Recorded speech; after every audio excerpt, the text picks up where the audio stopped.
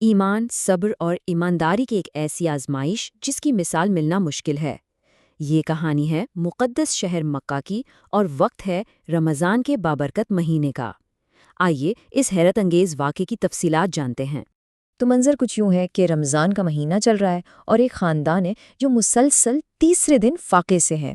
سحری اور افطار دونوں وقت دسترخوان خالی ہے، گھر میں بچیاں بھوک سے بے حال ہیں۔ یہیں سے ابو زلیخا اور ان کے خاندان کی کہانی کا آغاز ہوتا ہے۔ اس کہانی کے جو مرکزی کردار ہیں وہ ہیں ابو زلیخا، ایک 60 سالہ بزرگ، اپنی بیوی کلثوم اور 2 بیٹیوں کے ساتھ مکہ میں رہتے ہیں۔ وہ بے حد غریب ہیں، لیکن اس سے کہیں زیادہ پرہیزگار اور اللہ پر توکل رکھنے والے انسان ہیں، اور ہاں، اپنے گھر کے واحد کفیل بھی وہی ہیں۔ اپنے بھوکے گھر والوں کا چہرہ دیکھ کر ابو زلیخا کام کی تلاش میں نکل پڑتے ہیں۔ سارا دن مکہ کے گلی کوچوں کی خاک چھانتے ہیں، لیکن کوئی مزدوری نہیں ملتی۔ جب دن ڈھل جاتا ہے تو وہ تھک ہار کر مایوسی کے عالم میں شہر سے باہر ایک سنسان وادی کا رخ کرتے ہیں۔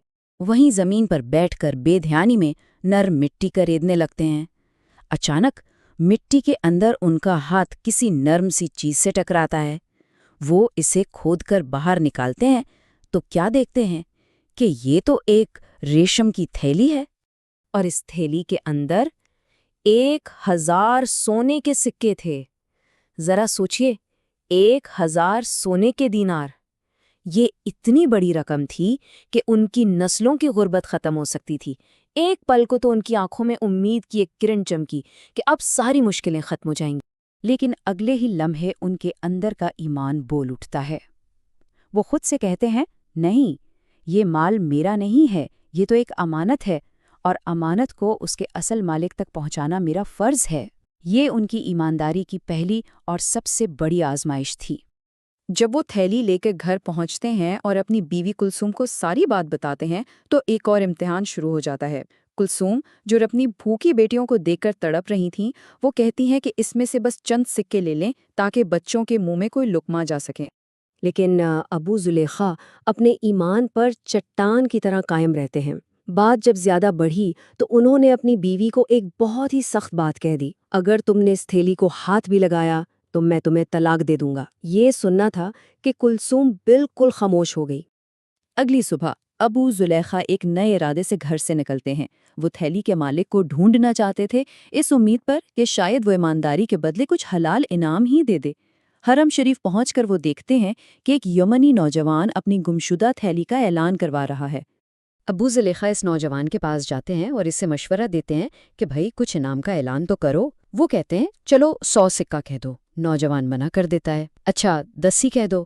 وہ پھر انکار کر دیتا ہے۔ ارے بھائی، ایک ہی سکہ کہہ دو۔ لیکن نوجوان کا ہر بار ایک ہی جواب تھا، میں اپنا معاملہ اللہ پر چھوڑتا ہوں۔ جب انعام کی ساری امیدیں ٹوٹ گئیں تو ابو زلیخا نے آخرکار فیصلہ کر لیا کہ وہ بغیر کسی لالچ کے یہ امانت اس کے مالک کے حوالے کر دیں گے۔ وہ اس نوجوان کو اپنے ساتھ گھر لے جاتے ہیں اور اتفاق سے زید بن خالد نامی ایک معزز شخص بھی گواہ کے طور پر ان کے ساتھ چل پڑتے ہیں۔ گھر پہنچ کر تھیلی کھولی گئی، سکے گنے گئے، پورے 1000 تھے، ایک بھی کم۔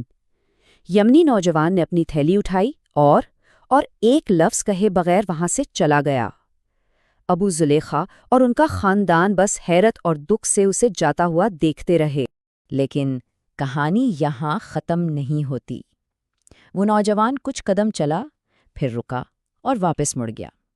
ابو زلیخا جو دل شکستہ بیٹھے تھے، انہوں نے حیرانی سے اسے واپس اپنی طرف آتے دیکھا۔ نوجوان قریب آیا اور جو بات اس نے کہی وہ ناقابل یقین تھی۔ اس نے بتایا، میرے والد نے مرتے وقت وصیت کی تھی کہ میں مکہ جاؤں اور وہاں سب سے غریب، سب سے پرہیزگار اور سب سے امانت دار شخص کو تلاش کر کے یہ 1000 سونے کے سکے اسے دے دوں، اور میں نے یمن سے مکہ تک آپ سے بڑا متقی اور اللہ پر بھروسہ کرنے والا کوئی نہیں دیکھا۔ اور یہ کہہ کر اس نے وہ 1000 سونے کے سکوں سے بھری تھیلی ابو زلیخا کے حوالے کر دی۔ وہی سکے جو کچھ دیر پہلے ایک کڑی آزمائش تھے، اب اللہ کی طرف سے ایک حلال اور پاکیزہ انعام بن چکے تھے۔ یہ تھا ان کے صبر اور ان کی ایمانداری کا صلہ۔ یہ منظر دیکھ کر ابو زلیخا کی آنکھوں سے آنسو بہنے لگے اور وہ فوراً اللہ کے حضور سجدے میں گر پڑے۔ سجدے سے سر اٹھاकर انہوں نے اپنی بیوی سے کہا، دیکھا تم نے، اللہ صبر کرنے والوں کا اجر کبھی ضائع نہیں کرتا۔ ہم نے خود کو حرام کے ایک سکے سے بچایا تو دیکھو اللہ نے ہمیں حلال کے ہزاروں سکے عطا کر دیے۔ تو اس پوری کہانی سے ہمیں کیا سبق ملتا ہے؟ یہی کہ صبر کا پھل ہمیشہ میٹھا ہوتا ہے۔ ایمانداری اپنے آپ میں ایک بہت بڑا خزانہ ہے۔ اللہ کی تدبیر پر بھروسہ کرنا چاہیے۔ لیکن شاید سب سے بڑا سبق ابو زلیخا کے اگلے قدم میں چھپا ہے۔ جیسے ہی انہیں دولت ملی، انہوں نے سب سے پہلے دوسرے بھوکے خاندانوں کو تلاش کرنے کا فیصلہ کیا۔ اصل دولت جوڑنے میں نہیں، بانٹنے میں ہے۔ یہ کہانی ہمیں ایک بہت گہرے سوال پر سوچنے پر مجبور کرتی ہے۔